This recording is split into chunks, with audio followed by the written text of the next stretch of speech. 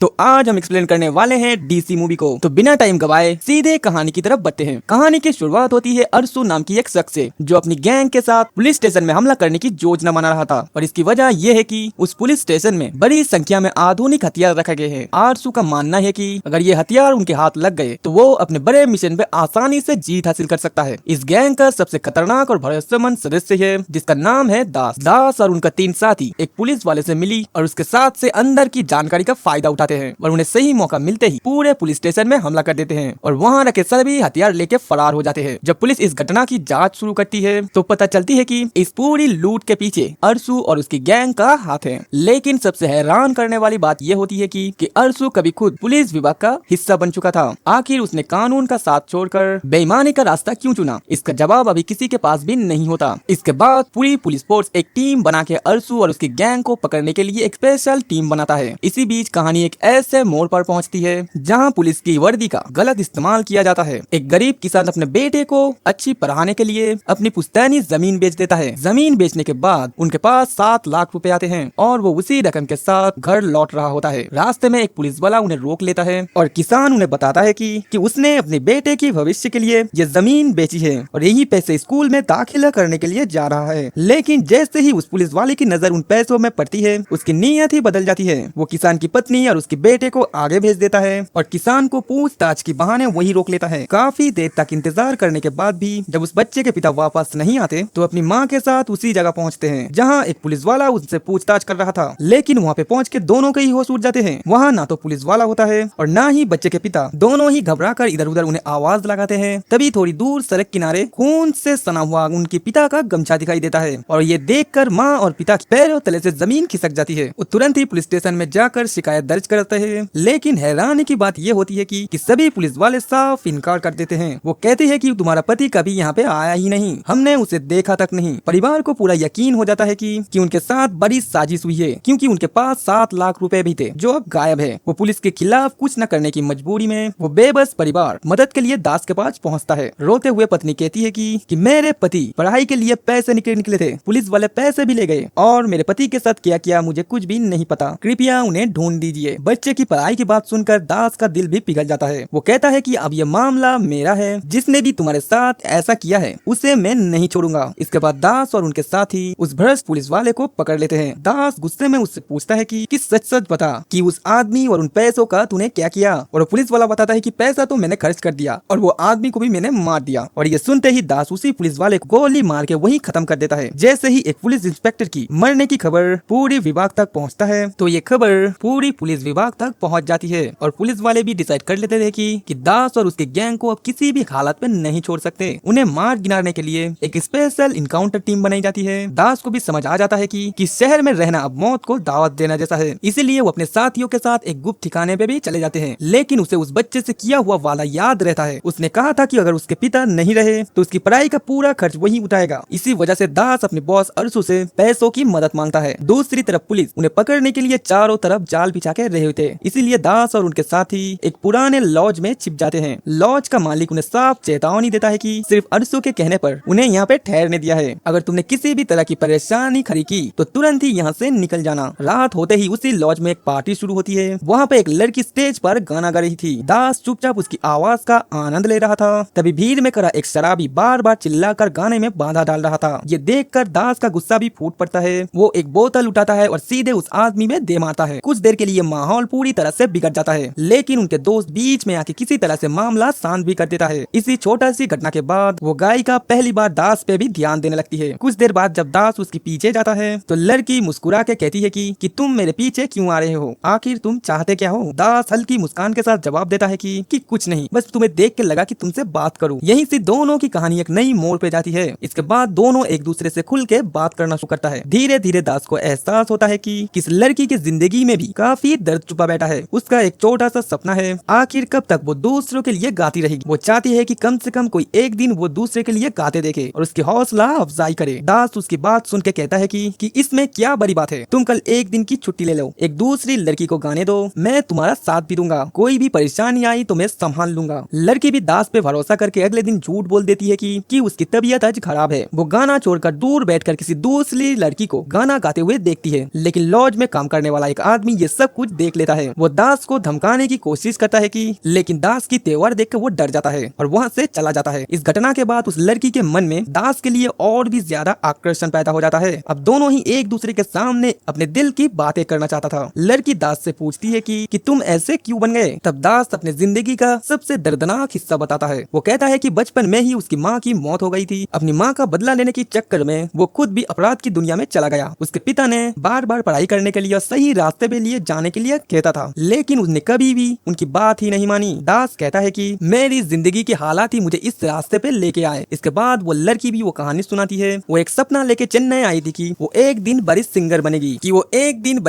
बनेगी, और उसने उसे धोखा दे दिया। हालात ऐसी बनी कि उसे अपनी जिंदगी चलाने के लिए इसी काम में आना पड़ा। अपनी जिंदगी का दर्द साझा करते करते दोनों के ही बीच एक गहरी समझ और साझा हो जाता है। लेकिन अगली सुबह हालात अचानक ही बदल जाते हैं। लॉज में काम करने वाला वही आदमी अपने मालिक को बुलाता है और वो शिकायत करते हैं कि दास और उसके साथी मुसीबत में आने के बावजूद उन्हें इसके यहाँ पे रहने दे जा रहा है और अब लॉज के लोगों को ही धमकाने लगे हैं। मालिक गुस्से में दास से भिड़ जाते हैं। बात इतनी ज्यादा बढ़ जाती है कि दोनों ही तरफ से हाथापाई शुरू होने जाता है। दास का गुस्सा भी भड़क जाता है और वो लॉज की मालिक की धुलाई कर देता है और लॉज का मालिक चिल्लाते हुए कहता है कि तुम लोगों को मैंने पनाह दी और तुम लोग मुझे ही मार रहे हो। रुक जाओ, अभी पुलिस को बता देता हो कि तुम लोग यही छुपे हो। दास और उसकी टीम किसी तरह से वहाँ से निकलने की तैयारी करते हैं, लेकिन उनके जाने से पहले ही लॉज का मालिक पुलिस को खबर कर देता है कि दास और उनके साथी यहीं छुपी हुए हैं। कुछ ही देर में पूरा पुलिस विभाग लॉज के चारों तरफ घेर लेता है। पुलिस को देखते ही दास की साथी किसी तरह लॉज से बाहर निकलने की कोशिश करते हैं, लेकिन दास उस लड़की को सिर्फ एक बार देखने के लिए वापस जाने का फैसला करता है और यही फैसला उसके लिए भारी पड़ जाता है। जैसे ही दास उस लड़की के पास पहुंचता है, पुलिस उसे चारों तरफ से घेर लेती है और उसे पकड़ लेती है और उसी गोलीबारी में एक गोली उस लड़की को भी लग जाती है। वो बुरी तरह से घायल होकर जिंदगी और मौत के बीच लड़ रही थी। पुलिस चाहती तो उसे अस्पताल पहुंचाकर उसे ठीक कर सकती थी, लेकिन इसकी वजह वो उसे दोबारा से गोली मार देता है। अपनी आंखों के सामने उस लड़की को पूरी तरह से मरता देख वो अंदर से पूरी तरह से टूट जाता है। वो उस घटना को स्वीकार ही नहीं करना पाता था कि जिस लड़की को वो बचाना चाहता था उसी को उसकी आंखों के सामने ही मार दिया गया। अब दास अकेला ही पुलिस के हाथों में है। उसके बाकी सभी साथी वहाँ से बच के निकल चुके थे। पुलिस दास को लगातार पीटती है और उससे एक ही सवाल पूछती है सिर्फ कि अरसू कहाँ है, तुम्हारी बाकी टीम कहाँ छुपी है। लेकिन दास दर्द सहते हुए भी अपना मुंह नहीं खोलता। पुलिस जितना उससे ज्यादा मारती है, दास उतने ही मजबूती से एक बात दोहराता है कि तुम जितना चाहो मुझे मार लो, लेकिन मैं कुछ भी नहीं बताऊंगा। और अब सिर्फ सवाल दास की जान का नहीं है, अब बात यह है कि वो अपनी साथी की जान बचाने के लिए आखिरी दम तक चुप रहेगा। दास के सारे दोस्त बच के निकल चुके थे और सिर्फ दास ही पुलिस के हाथ लगा है। पुलिस उसे लगातार पीटती है। पुलिस दूसरी तरफ अरसू और बाकी टीम के जानकारी निकलने की कोशिश कर रहे थे, लेकिन दास साफ कह देता है कि चाहे जितना भी मार लो वो अपने साथियों के बारे में कुछ भी नहीं बताएगा। आखिरकार वो समझ जाता है कि दास से उगलाना पुलिस की बात में नहीं है। वो उसका इनकाउंटर करने की योजना बनाते हैं क्योंकि उन्हें लगता है कि अगर दास को मार दिया गया तो उसके बाकी साथियों तक पहुंचना मुश्किल हो जाएगा। इसलिए पुलिस उस पर दबाव बना के आखिरी बार सच जानने के लिए कोशिश करती है, लेकिन तभी दास पुलिस की पकड़ से निकलने का मौका भी ढूंढ लेता है। वो पुलिस वालों पे हमला करके वहाँ से भाग निकलते हैं। बाहर आने के बाद जब अपने दोस्तों के पास पहुँचता है तो उसे एक बेहद दुखद खबर मिलती है। उनके 3 दोस्तों में से एक दोस्त को पुलिस ने इनकाउंटर में मार दिया है और ये खबर दास के लिए बहुत बड़ा झटका होती है। अब उसके गुस्से की वजह साफ है। उसके मौत के पीछे 2 लोग हैं, वही इंस्पेक्टर जो इनकाउंटर टीम का मुखिया है और दूसरा वो लॉज का मालिक जिसने पुलिस को उनकी लोकेशन बताई थी। दास फैसला करता है कि इन दोनों को वो किसी भी कीमत पे नहीं छोड़ेगा, लेकिन बदला लेने से पहले उसे उसका एक और बदला लेना है। उसे उस छोटे बच्चे के लिए पैसे देने हैं जिससे उसने वो वादा किया था। दास तुरंत ही अरसू को कॉल करता है और पैसों का इंतजाम करने के लिए कहता है। अरसू बताता है कि पैसे तैयार है और दास किसी शादी में हॉल में जाकर उसे ले सकते हैं, लेकिन तभी दास और उसके टीम को पता चलता है कि वो लॉज का मालिक एक दूसरी जगह आने वाला है। दास तय करता है कि शादी की हॉल से पैसे लेने से पहले उस आदमी का हिसाब करना भी जरूरी है। दास और उसकी टीम उस जगह पे पहुंचती तो है और अपना प्लान तैयार भी करती है। यही दास की मुलाकात चंद्रा नाम की एक लड़की से होती है। उसे देखते ही दास कुछ पल के लिए रुक जाता है क्योंकि चंद्रा की चेहरे में उसे उस लड़की की झलक दिखाई देती है जिससे वो पहले प्यार करने लगा था। दास उससे बात करता है, फिर चंद्रा अपनी दर्दनाक कहानी बताता है। वो कहती है कि वो पिछले 16 सालों से इसी जगह गैर जैसे जिंदगी बिता रही है। उसने बाहर की दुनिया ठीक से नहीं देखी और यहाँ उसे लगातार प्रताड़ना सहनी पड़ी। दास ये सुन के फैसला करता है कि वो किसी भी हालत में चंद्रा को यहाँ पे छोड़ के नहीं जाएगा, लेकिन उससे पहले उसे लॉज की मालिक का हिसाब करना है। जैसे ही मालिक सामने आता है दास उस पे टूट पड़ता है। उसके अंदर पहले से ही उसके दोस्त का मौत का बदला घुसा पड़ा है, इसलिए वो उस बार उसके सामने आने वाले किसी भी आदमियों को नहीं छोड़ता। दास के इसी गुस्से की वजह से लॉज में रही बाकी लड़कियों भी वहाँ से भाग जाती है। दास चंद्रा से कहता है कि अब तुम आजाद हो, तुम अपनी जिंदगी अपनी मर्जी से जियो, तुम्हें अब किसी पर भी निर्भर होने की जरूरत नहीं है, तुम जहाँ जाना चाहो वहाँ पे जा सकती हो। लेकिन चंद्रा के लिए ये बात इतनी इतनी आसान तो नहीं है। वो बचपन से ही इसी जगह पे रही है। उसे बाहर की दुनिया के बारे में कुछ भी पता नहीं। उसे तो ये भी नहीं मालूम कि किस पर भरोसा करना है और कहाँ जाना है। ये देखकर दास उससे कहता है कि तुम बिल्कुल भी चिंता मत करो, मैं तुम्हें किसी सुरक्षित जगह पे छोड़ दूंगा। और दास चंद्रा को अपनी गाड़ी में बिठाता है, लेकिन उसके दोस्त उसके इस फैसले से बिल्कुल भी खुश नहीं है। वो उसे समझाते हैं कि तुम बेवजह मुसीबत अपने सिर पे ले रहे हो। अगर ये लड़की हमारे साथ रही तो आगे और भी परेशानी खड़ी हो सकती है। लेकिन दास इस बार भी किसी की नहीं सुनता, क्योंकि अब चंद्रा उसके लिए सिर्फ एक अनजान आदमी नहीं रही, वो एक ऐसी इंसान है जिसे दास ने आजाद करने का फैसला ले लिया है। जैसा कि दास और उसकी टीम ने फैसला किया था, उन्होंने उस लॉज के मालिक को भी खत्म कर दिया जिसने उसे पुलिस के हाथों पकड़वाने की कोशिश की थी। अब उनका अगला काम था शादी के हॉल में जाके पैसे लेना। दास अपने दोस्तों और चंद्रा के साथ शादी के हॉल में जाता है, लेकिन दूसरी तरफ पुलिस भी अर्सू को पकड़ने के लिए जाल बिछा चुके थे। पुलिस को शक होता है कि जिस टाइम में पुलिस स्टेशन खाली था उसी टाइम बंदूकें चुराने के सही टाइम है। आखिर किसी को ये खबर कैसे मिली? इसका मतलब साफ था, पुलिस विभाग के अंदर ही कोई ऐसा आदमी था जो अर्सू और उसकी टीम को खबर दे रहा था। इंस्पेक्टर उस पुलिस वाले को ढूंढ निकलता है और उससे अर्सू की जानकारी की ठिकाने हासिल कर लेता है। इसके बाद अर्सू को भी पकड़ लिया जाता है और उसकी जमकर पिटाई करके पूछा जाता है कि उसकी बाकी टीम कहाँ है। आखिरकार अर्सू भी बता देता है कि दास और उसके साथी शादी के हॉल में पैसे लेने के लिए गए हैं। इंस्पेक्टर अर्सू से कहता है कि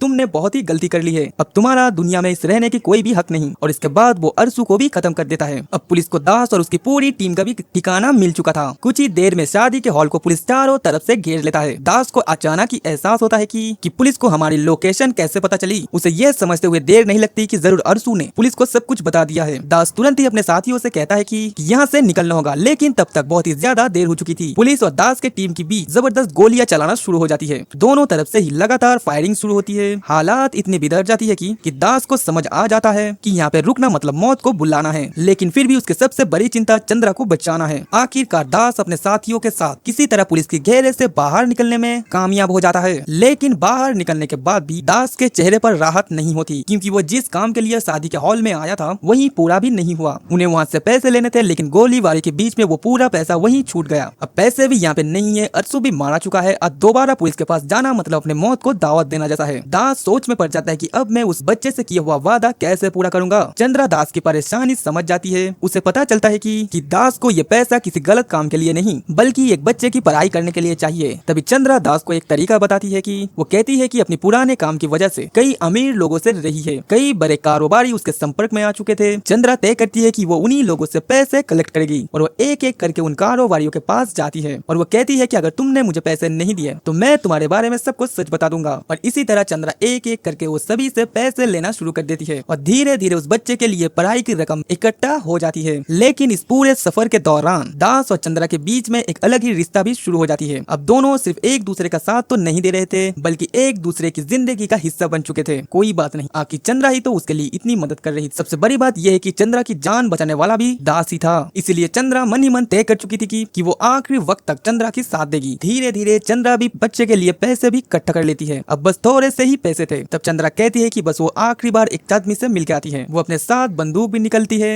अब सवाल ये था कि वो आखिर किससे मिलने जाती है और यहाँ पे कहानी में आते हैं सबसे बड़ा ट्विस्ट। चंद्रा एक डॉक्टर के पास पहुँचती है, लेकिन पैसे मांगने की बजाय वो डॉक्टर के देखते ही बंदूक निकलती है और वो उसे गोली मार देती है और उस पूरी जगह पे हड़कंप मच जाती है। दास को भी समझ नहीं आता कि चंद्रा ने उसको गोली क्यों मार, लेकिन अब वहाँ पे रुकना खतरे से खाली भी नहीं था। चंद्रा ने डॉक्टर को गोली मार दी थी, इसलिए पुलिस को जल्द इसकी खबर भी मिलने थे। दास और उसकी पूरी टीम तुरंत वहाँ से निकलने की कोशिश करती है। दूसरी तरफ पुलिस को भी पता चल जाता है कि दास की टीम ने एक डॉक्टर की हत्या कर दी है। पुलिस तुरंत ही वहाँ पे चेक पोस्ट लगा के वहाँ पे चेकिंग करना शुरू कर देती है। दास के दोस्तों को चंद्रा पे बहुत ही ज्यादा गुस्सा आता है। वो कहते हैं कि उस डॉक्टर ने हमारा क्या बिगाड़ा था। अब पुलिस को भी हमारे बारे में पता चल चुका है, अब वो हमें पहले से ज्यादा ढूंढेंगे। लेकिन दास वहाँ पे चुप रहता है। जब उसे पूछा जाता है कि चंद्रा ने आखिर उस डॉक्टर को क्यों मारा, तब चंद्रा अपनी जिंदगी का सबसे दर्दनाक सच बताता है। वो बताता है कि जब वो गलत धंधे में फंसी हुई तो कई लड़कियां अनचाहे गर्भ का शिकार हो जाती थी। उसी दौरान वो डॉक्टर उनकी गर्भ को खत्म करने का काम करता था। लेकिन चंद्रा के साथ मामला और भी गंभीर था। उस डॉक्टर की वजह से उनका ऐसा इलाज हुआ कि अब वो कभी भी मां नहीं बन सकती थी। चंद्रा मानती थी कि उसकी जिंदगी बर्बाद होने के पीछे उस डॉक्टर के भी बड़ा हाथ था, इसीलिए उसने उसे गोली मार दी। ये सुनकर दास को पहली बार एहसास होता है कि चंद्रा के पीछे कितना ज्यादा दर्द छुपा हुआ है। दास उससे कहता है कि तुम किसी बात का चिंता मत करो, लोग तुम्हें चाहे जिस नजर से भी देखे, तुम्हारे बारे में चाहे कुछ भी कहे, मैं आखिरी वक्त तक तुम्हारे साथ ही रहूंगा। पुलिस उन्हें पूरे इलाके में ढूंढ रही, दास और उसकी टीम को ढूंढने की कोशिश कर रही थी, लेकिन दास को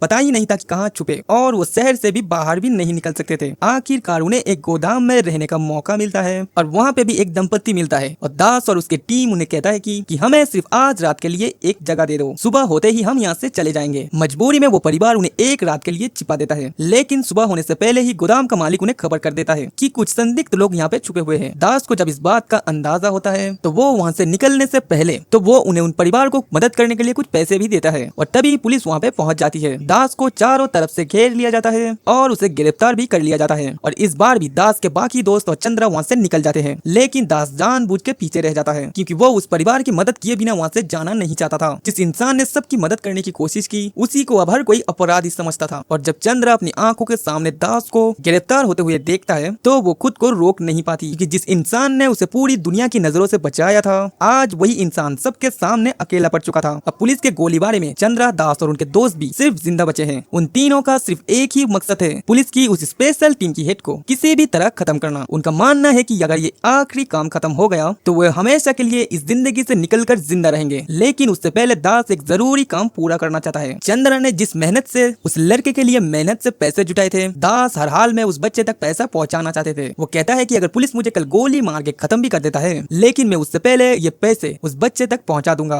और मैं चैन से भी मरूंगा। दास आखिरकार उस बच्चे को पैसे भी देते हैं और उससे कहता है कि तुम खूब पढ़ना और हमारी तरह अपनी जिंदगी बर्बाद मत करना। तुम्हारे पिता का सपना था कि तुम अच्छी तरह से पढ़ो और अपनी जिंदगी में कुछ बनो, अब तुम्हें वही सपना पूरा भी करना है। पैसे बच्चे के सौंपने के बाद दास अपने आखिरी मिशन के लिए चला जाता है। इसी बीच पिछली गोलीबारी में एक पुलिस वाला बहुत ही बुरी तरह घायल होकर जिंदा बचा था। दास उसके पास जाता है और कहता है कि अपनी पूरी टीम को बता दे कि मैं यही हूँ, उन्हें यहाँ आने दे और मुझे लेके जाए। पुलिस वाले के बताने के बाद पुलिस की पूरी टीम यहाँ पे पहुंच भी जाती है और इस इलाके को चारों तरफ से घेर भी लेती है। अब दास को और पुलिस के बीच जबरदस्त गोलीबारी शुरू हो जाती। कुछ ही देर में दास अकेले ही कई पुलिस वाले के ऊपर भारी पड़ता है और एक एक करके सबको खत्म भी कर देता है। आखिर में उसके सामने सिर्फ उस पुलिस वाले की हेड बचता है, जिसकी वजह से दास और उसके बाकी साथियों की जिंदगी में इतनी परेशानी आई थी। दास उसे देखता है और कहता है कि जब पुलिस वाले गलती करते हैं तो उससे सवाल पूछने वाला कोई भी नहीं होता, लेकिन अगर एक आम इंसान से गलती हो जाए तो उसे तुरंत ही अपराधी बनाई दिया जाता है। इसके बाद दास उस पुलिस अधिकारी को भी गोली मार के खत्म किया जाता है। दास अपने आखिरी बचे दोस्त से कहता है कि अब तुम्हें मेरे साथ रहने की जरूरत नहीं है, मैं और चंद्रा कहीं दूर जा रहे हैं, अब मुझे इस बंदूक और इस हिंसा वाली जिंदगी से दूर जाना है। दास और चंद्रा आखिरकार वहाँ से निकल भी जाते हैं।